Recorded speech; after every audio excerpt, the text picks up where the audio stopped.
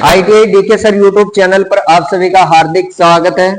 आज के प्रैक्टिकल में आपको स्किल टेस्ट में बार बार पूछे जाने वाले प्रैक्टिकल है अपना फॉरवर्ड एंड रिवर्स स्टार्टर बनाकर 3 फेज इंडक्शन मोटर को दोनों दिशाओं में क्लॉकवाइज और एंटी क्लॉकवाइज चलाना है।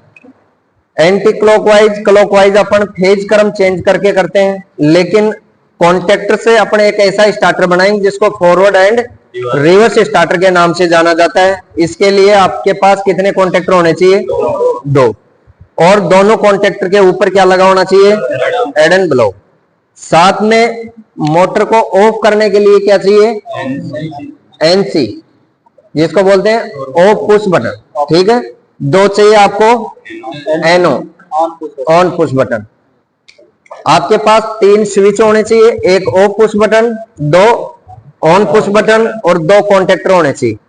ठीक है, इसमें 2 वायरिंग होते हैं, एक तो कंट्रोल वायरिंग, एक पावर वायरिंग।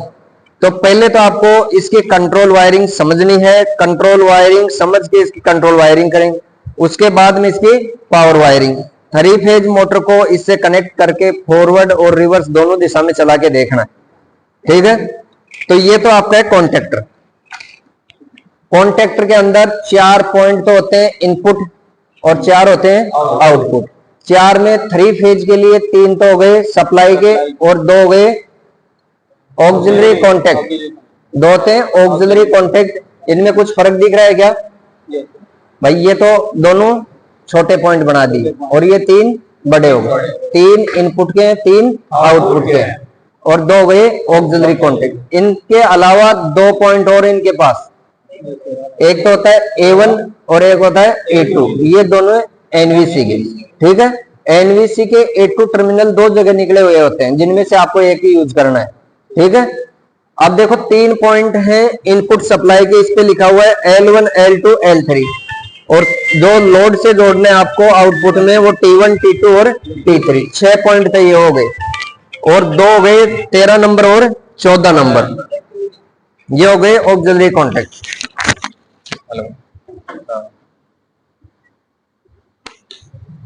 कॉन्टेक्टर में जो पॉइंट है उन पे सेम लिखा होता है। T1 T2 T3 तो हो गए आउटपुट के, L1 L2 L3 हो गए इनपुट के।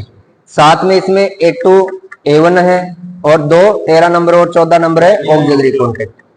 अब इसका कनेक्शन कैसे करना आपको कंट्रोल वायरिंग का, वो आपको मैं पहले बोर्ड पे समझाता हूं। उसका सर्किट डायग्राम बनाओ, उस सर्किट डायग्राम के अनुसार आपके इसके कनेक्शन करना। ठीक है, कनेक्शन करना सिखाएंगे, साथ में मोटर को भी चलाकर दिखाएंगे 3 फेज मोटर को कि कैसे फॉरवर्ड चलती है और कैसे रिवर्स चलती है। तो पहले बोर्ड पे समझा दूं मैं आपको। चलो सब पहले समझो, उसके बाद में आपके कॉपी के अंदर उतारना है सर्किट और बार बार अभ्यास करना है उसका।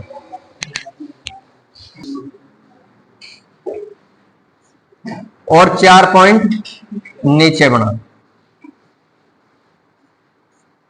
4 पॉइंट में ये 1 नंबर है, ये 2 नंबर है, ये 3 4 5 और 6। ठीक है, ये 1 number L1, 3 number L2, 5 number L3, ये 2 number T1, 4 number T2, 6 number T3। अब 2 पॉइंट बच गए। यह है 13 नंबर NO और ये 14 नंबर N। दोनों NO बटन के पास A2 का पॉइंट निकला हुआ है। A2 पॉइंट होता है NVC का। NVC के 2 वायर निकलते हैं ना, तो एक तो हो गया A2 और एक हो गया A1। ये इसके अंदर पॉइंट बने होते हैं। अब इसके ऊपर अपने को एड एंड ब्लॉक लगाना है। एड एंड ब्लॉक 4 टर्मिनल का भी होता है और 8 का भी होता है। 8 के अंदर 2 NC होंगे, 2 NO होंगे, 4 के अंदर 2 NC और 2 N। तो अपने पास 8 वाला है, तो इसमें N और NC आप चेक कर लेना। अपने पास जो एड एंड ब्लॉक है इसके अंदर साइड साइड में जो 2 टर्मिनल है ये तो है NO के और अंदर वाले NC। ये 4 अंदर वाले टर्मिनल हैं, ये तो है NC और साइड वाले हैं NO। ये NO का मतलब है नॉर्मली ओपन। ठीक है, एनसी का मतलब नॉर्मली क्लोज। नॉर्मली क्लोज होता है ऑफ का और नॉर्मली ओपन होता है ऑन का। ठीक है, ये एक कॉन्टेक्टर का डायग्राम हो गया। एक कॉन्टेक्टर और बना दो यहां।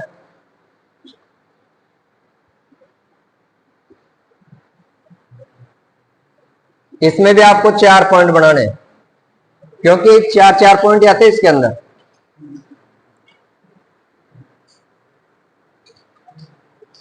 ये 1 नंबर, 2 नंबर, 2 नंबर, ये 3 नंबर हो गया, ये 4 नंबर, 5 नंबर और 6 number. L1, L2, L3, T1, T2, T3। यह है 13 नंबर NO और यह 14 नंबर NO। ठीक है, दोनों NO के पास क्या लगा हुआ है? A2। ये किसका है? A2 NC NVC का। ये A1 कॉन्टेक्टर बन गए। अब इसमें सेकंड कॉन्टेक्टर है, इसके अंदर आपको लगाना है add on block. Add on block में कितने टर्मिनल हैं? 4। 2 हैं NC के, 2 हैं NO के।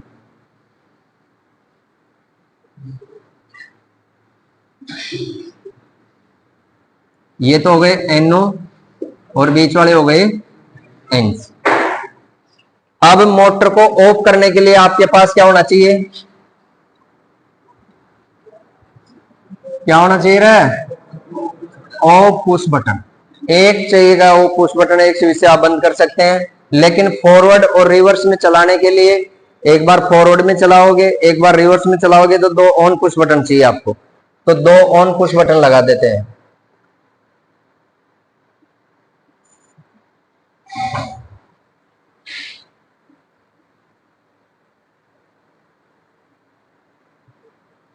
इतनी बात समझ में आ गई? अब इसकी कंट्रोल वायरिंग आपको सिंगल फेज सप्लाई से करनी। ठीक है, control wiring single phase supply से करनी है। 3 फेज वायरिंग की पावर वायरिंग हो। ठीक है, सिंगल फेज सप्लाई में एक तो होता है आपके पास न्यूट्रल और एक होता है फेज।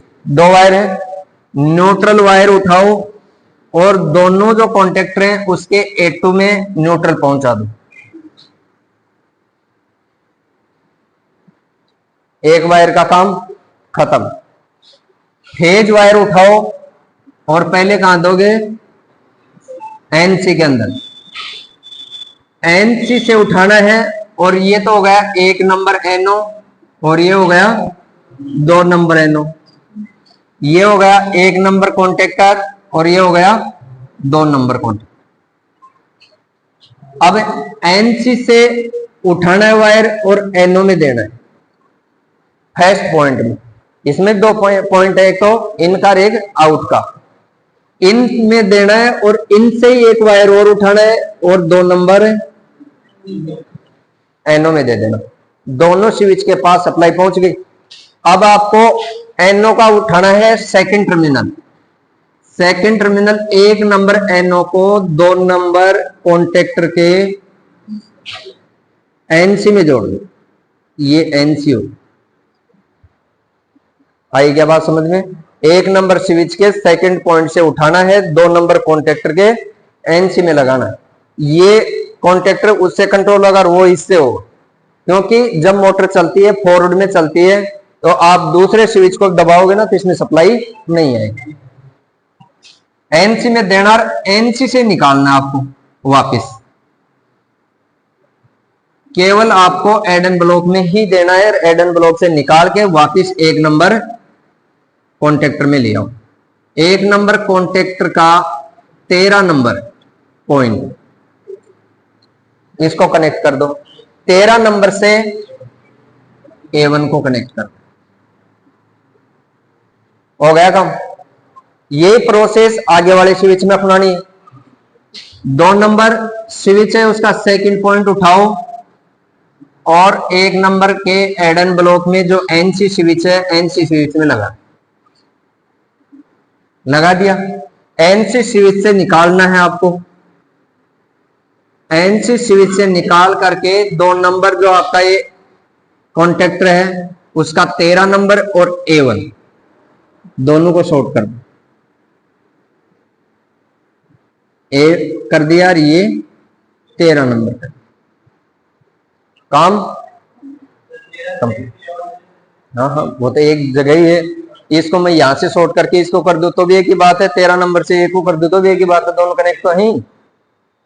अब देखो आपका 14 नंबर पॉइंट खाली रह गया इसमें। ये कौन सा पॉइंट है? ऑक्सिलरी कॉन्टेक्ट है। एक तो कर दिया 13 नंबर। 13 नंबर नहीं करोगे तो ये होल्ड नहीं होगा। इसको होल्ड कहां से करना है? 1 नंबर स्विच है, इसका फर्स्ट पॉइंट से उठाना और 14 नंबर में दे देना, अब ये होल्ड हो जाएगा।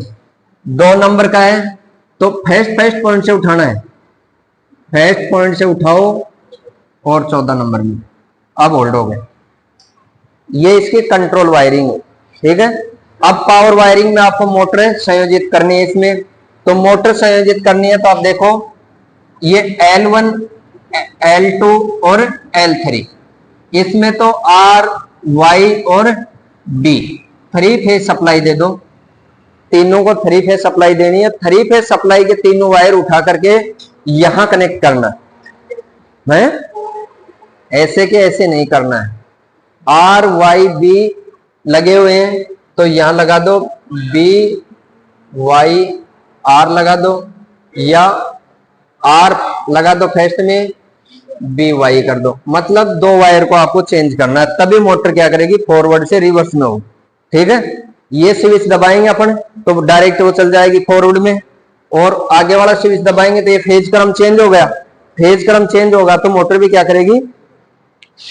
उल्टी चलेगी। अब देखो ये T1 है, T2 है, T3 है, 3 वायर निकाल लो।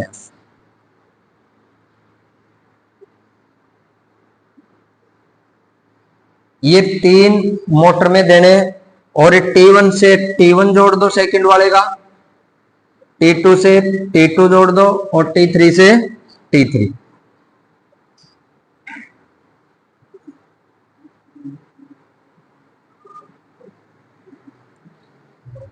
ये T1, T2, T3 से 3 वायर निकाल दिए, ये आपको यहां लगाने।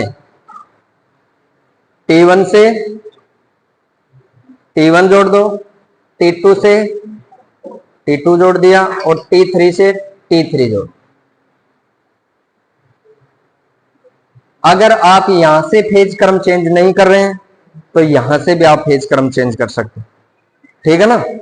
फेज क्रम या तो ऊपर से कर दो या नीचे से कर दो।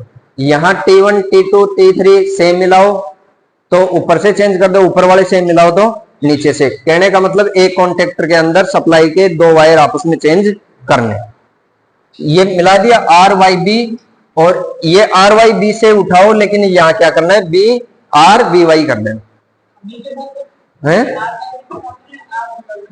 नीचे तो अपने आप ही निकल जाएगा, ये ऊपर से दोगे वही आएगा नीचे, वही नीचे, ठीक है। अब मोटर है 3 फेज आपकी, 3 फेज मोटर को डेल्टा में कनेक्टेड करना है। इसमें स्टार में नहीं चलेगी, अगर स्टार में चलाओगे तो स्टार में रहेगी, ठीक है। मोटर चलनी चाहिए डेल्टा के अंदर। स्टार में केवल करंट के मान को कम करने के लिए, मोटर ज्यादा लोड ना ले तभी स्टार में चलाई जाती, ठीक है। तो आप स्टार में चलाओ तो स्टार में चल जाएगी, डेल्टा में चलाओगे तो डेल्टा में, लेकिन डेल्टा में कनेक्टेड रहती है। तो इस मोटर में 3 वाइंडिंग होती है, तीनों वाइंडिंग के 6 टर्मिनल निकलते हैं, A1, A2, B1, B2, C1, C2। वो टर्मिनल टेस्ट करना भी सिखाएंगे आपको। टर्मिनल टेस्ट करने के बाद उसका डेल्टा कनेक्शन करना और मोटर को 3 फेज सप्लाई से कनेक्ट करना। आप 1 नंबर स्विच दबाओगे तो मोटर चलेगी क्लॉकवाइज, 2 नंबर दबाओगे तो एंटी क्लॉक, ठीक है ना। ये तो आपका सर्किट डायग्राम हो गया। अब सर्किट डायग्राम के अनुसार अपन करेंगे कनेक्शन। एक तो दे दो वायर का बंडल, वायर का बंडल दे दो, वायर स्टिपर, और एक दे दो पेचकस।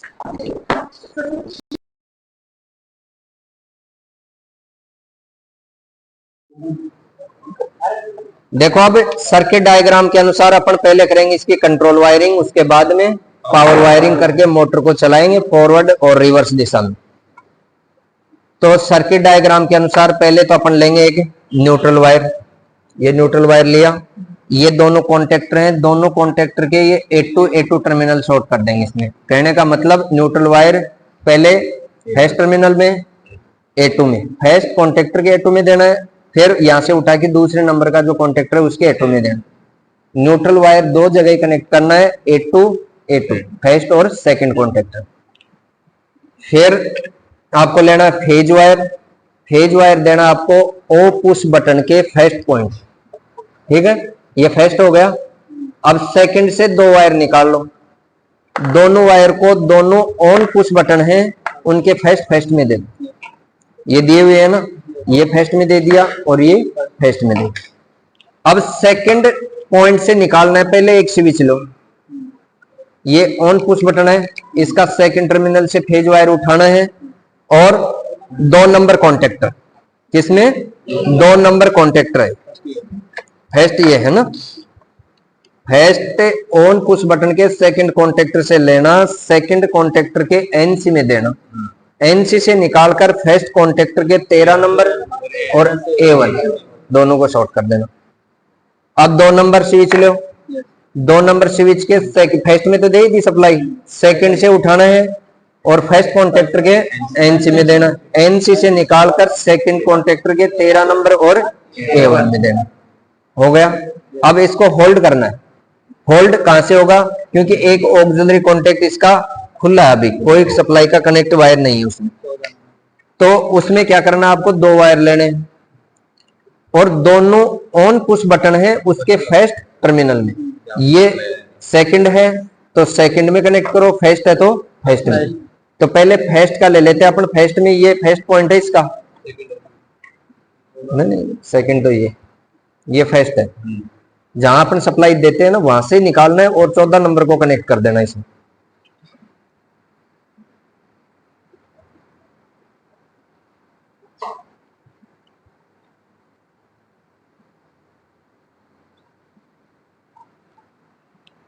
निकाल लिया, फर्स्ट स्विच को फर्स्ट स्विच में देना, ये फर्स्ट कॉन्टेक्टर के 14 नंबर में देना, ये 14 नंबर है A2 के पास।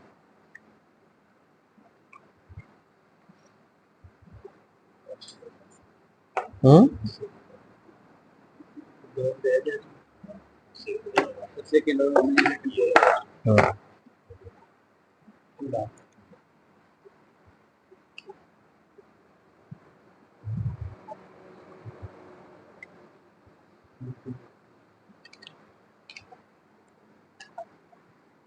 ठीक है, अब सेकंड का सेकंड में दे दो,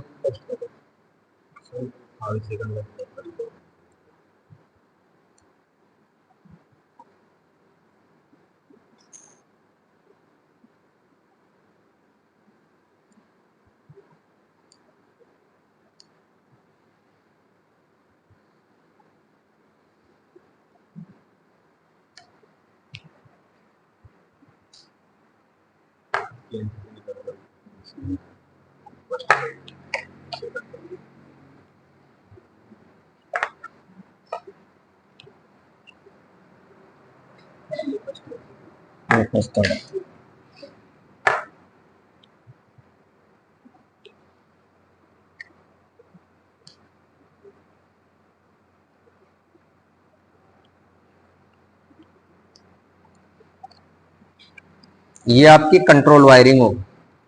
आप पहले इसको चेक कर लेते हैं कि आपका कॉन्टेक्टर होल्ड हो रहा है या नहीं हो रहा है, तो सप्लाई का बोर्ड लेके आओ, सप्लाई आ रही है इसमें, क्या बात है। अब इसको कंट्रोल वायरिंग को सप्लाई देंगे सिंगल फेज, ये अपना ओ पुश बटन है, ये 2 on push button, 1 number switch को अपन ऑन करेंगे तो 1 नंबर कॉन्टेक्टर है, ऑपरेट हो गया, होल्ड हो गया। अब इसको पहले बंद करेंगे, अब मोटर मान लो कि आप फॉरवर्ड दिशा में चल रही है तो इसको पहले बंद करना है, मोटर पूरी रुक जाएगी, उसके बाद में क्या करना है, रिवर्स में चलाना है। अब रिवर्स कॉन्टेक्टर ऑपरेट हो गए, तो अपना जो कंट्रोल वायरिंग था वो सही है। अब इसकी पावर वायरिंग करनी है, पावर वायरिंग से आपको मोटर चला के देखनी, तो इसको हटाओ यहां से। अब पावर वायरिंग के लिए आपको क्या करना है, इसको कंट्रोल वायरिंग के लिए सिंगल फेज सप्लाई अलग से देनी पड़ेगी आपको, और पावर वायरिंग का 3 फेज सप्लाई के और वायर कनेक्ट करने हैं आपको। 3 वायर ले लो, L1 L2 और L3, ये 3 वायर हैं। ये एक नंबर कॉन्टेक्टर के L1 L2 और L3 में देते हैं।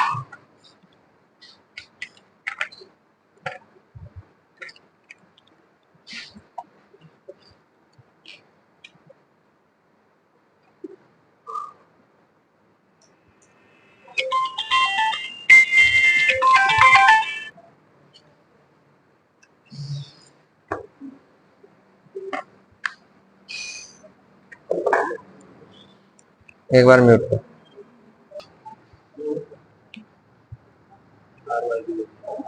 अब देखो ये तो हो गया R Y और B, तीन वायर हो गए L1 L2 और L3। अब ये अपन तीनों वायर जोड़ देंगे फर्स्ट कॉन्टेक्टर के L1 L2 L3 में। अब ये सेकंड कॉन्टेक्टर है, तो इसके अंदर फर्स्ट वाला तो फर्स्ट की तरह जोड़ दो आप, है ना। आर को आर से जोड़,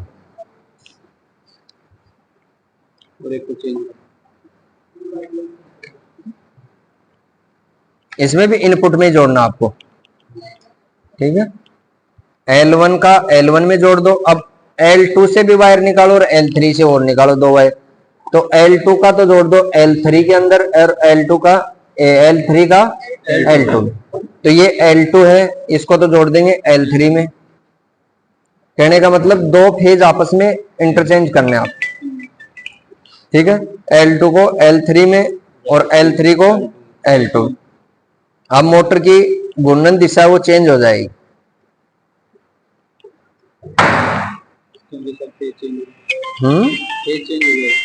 अब ये फेज क्रम चेंज हो गए। 3 फेज इंडक्शन मोटर की अगर दिशा चेंज करनी हो तो फेज क्रम चेंज करने होते हैं। अब ये पावर वायरिंग के ये तो हो गए 3 इनपुट वायर। अब पावर वायरिंग का 3 आउटपुट निकालना जो मोटर से कनेक्ट करना आपको, तो फर्स्ट कॉन्टेक्टर से निकाल लो 3 वायर।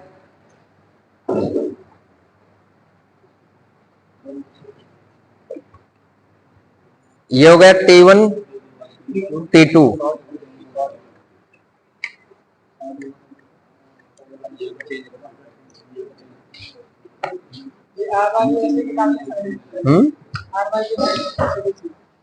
हाँ, ये आर वाई भी आप 3 वायर दे रहे हो ना, तो ये 3 वायर फर्स्ट कॉन्टेक्टर में दे रहे हो, ऐसे उठा के सेकंड में देना है इनपुट साइड में, लेकिन उसमें से 2 फेज चेंज कर देना, ठीक है। और आउटपुट में आपको T1 T2 T3 से 3 वायर निकालने हैं। फर्स्ट कॉन्टेक्टर से निकाल लो और वो 3 ही इससे कनेक्ट करने हैं सेकंड कॉन्टेक्टर से।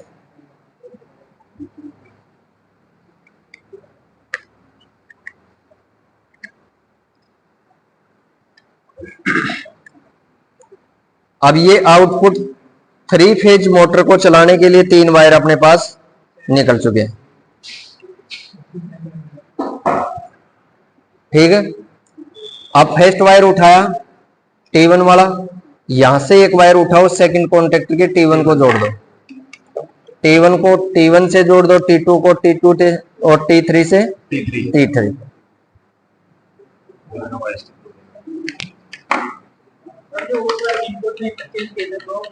नीचे भी कर सकते हैं, हाँ नीचे कर दो या ऊपर कर दो, आपको इंटरचेंज करने पड़े। हाँ।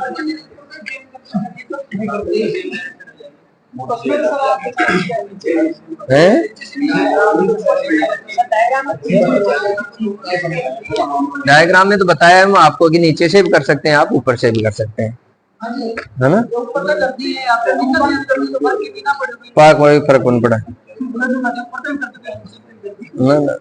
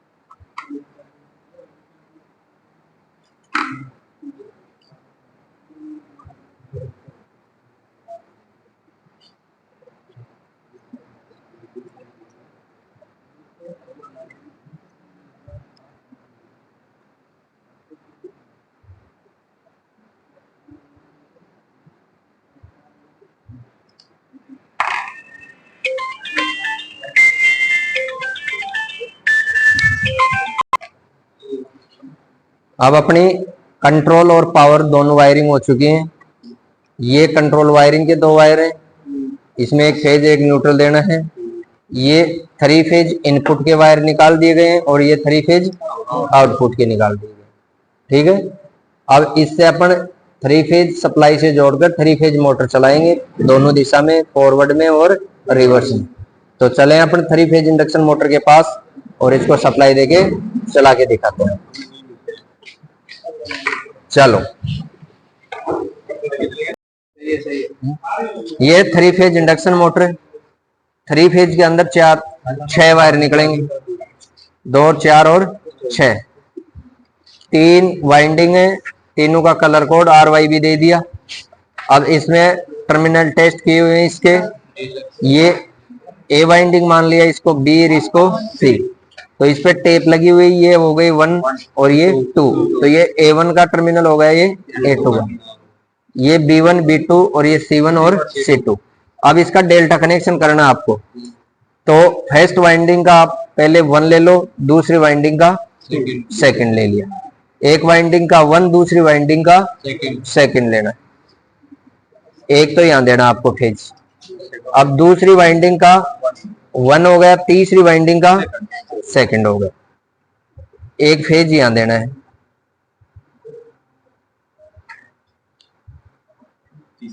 तीसरी का 1 और पहली का सेकंड, तीसरा फेज यहां दे दो। अब ये कौन सा कनेक्शन बन गया? डेल्टा कनेक्शन बन। अब मोटर को कहां कनेक्ट करना है? आउटपुट में। आउटपुट के 3 वायर निकले हुए हैं, इन तीनों में मोटर को आउटपुट सप्लाई देनी।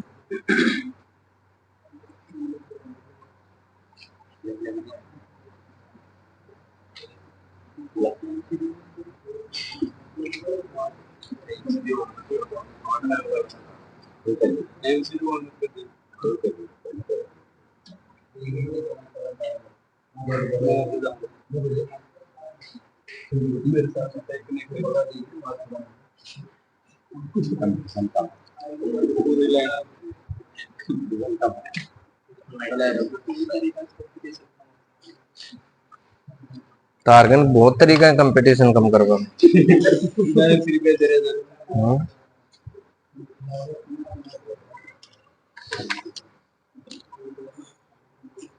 ये तीनों अलग अलग हो गए फेज है ना। ये 2 स्विच ऑन,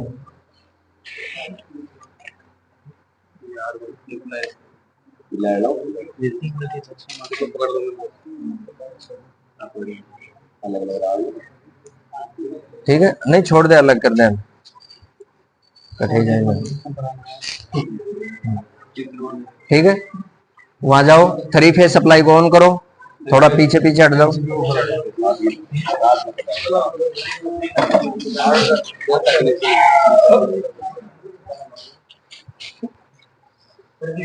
ट्रिप कर दे, इन्हें चढ़ा। ठीक है, अब 3 फेज सप्लाई ऑन हो गई। पहले अपने इसकी कंट्रोल वायरिंग को सप्लाई दे दिया। अब मैं 1 नंबर स्विच को दबाऊंगा, देखना मोटर कौन सी दिशा में चल रही है।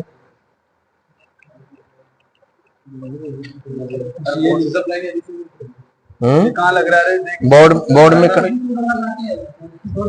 लगा। हो गया, हो गया।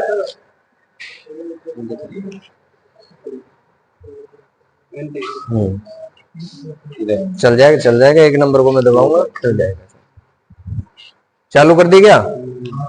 अब मैं देखो 1 नंबर स्विच को दबाया, साथ चालू नहीं हुई है सप्लाई, ऑन कर बस। अब देखो मैं 1 नंबर स्विच को दबाऊंगा तो मोटर चल गई। अब देखो ये कौन सी दिशा में चल रही है, इसको मैं पहले ऑफ कर देता हूं ना। क्लॉकवाइज है। अब इसको एंटी क्लॉकवाइज चलाना अपने को स्विच से ही, तो 2 नंबर स्विच को मैं दबाऊंगा तो ये एंटी क्लॉकवाइज चलने लग गई। फॉरवर्ड और रिवर्स दोनों दिशा में चल रही है। अब इस मोटर को अपन ऑफ करते हैं। अब रिवर्स में चल रही है, फॉरवर्ड में करना, जब तक मोटर कंप्लीट नहीं रुकती है बिल्कुल रुकने के बाद ही आपको फॉरवर्ड में चलाना, ठीक है। तो ये आपका फॉरवर्ड रिवर्स स्टार्टर से 3 फेज इंडक्शन मोटर को कैसे फॉरवर्ड रिवर्स में चलाया जाता है, दोनों वायरिंग समझ में आ गई, चलाना भी आ गया। Thank you. Thank you sir. आप वहां से